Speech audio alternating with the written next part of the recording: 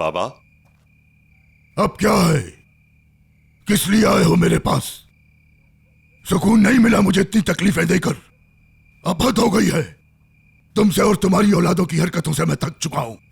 ठीक है बाबा, ठीक है। आप परेशान मत हो, वरना बीमार हो जाएंगे, अल्लाह न करे।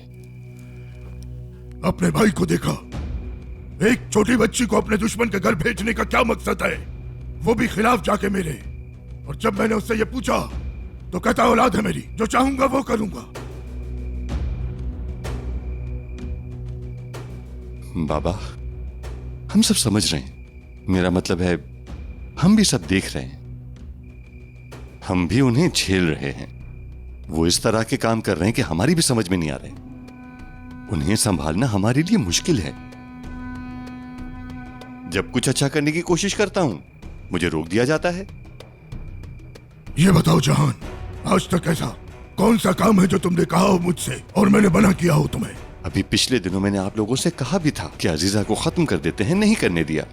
एलिफ और आजाद की शादी का भी कहा, लेकिन आपने कोई जवाब नहीं दिया। और तो और, आपने कभी मेरी बात को अहमियत नहीं दी।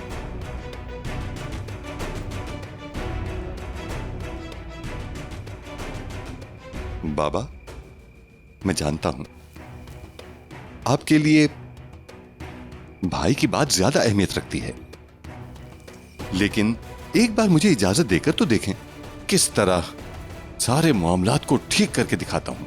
हर बार हमारे रास्ते में पत्थर बिछाने वाली अजीजा खातून को उसी की पोती के साथ रिश्ता करके जवाब दे सकते हैं। इस तरह अजीजा के बिछाए हुए जाल में उसी को फंसा देंगे हम।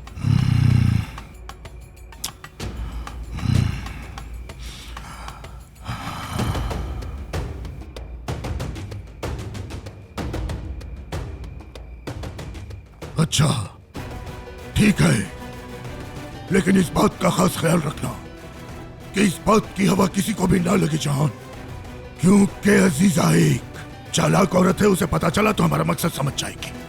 ठीक है बाबा, ठीक है, आप बिल्कुल फिक्र मत करें। मैं और खानदान मिलकर इस तमाम काम को अच्छी तरीके से अंजाम दे देंगे।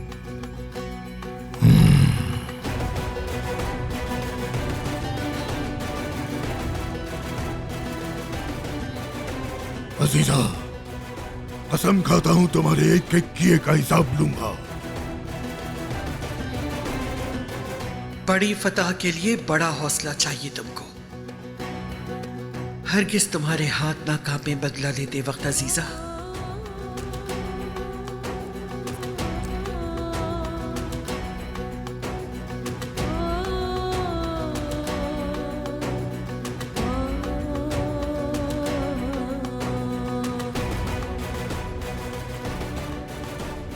इस काम को अब ज्यादा तूल ना दो। आज शब खत्म कर दो सब कुछ, अब वक्त नहीं है। उसके बाद गायब हो जाना तुम, ऐसे गायब होना कि मैं भी तुम्हें ना ढूंढ सकूं।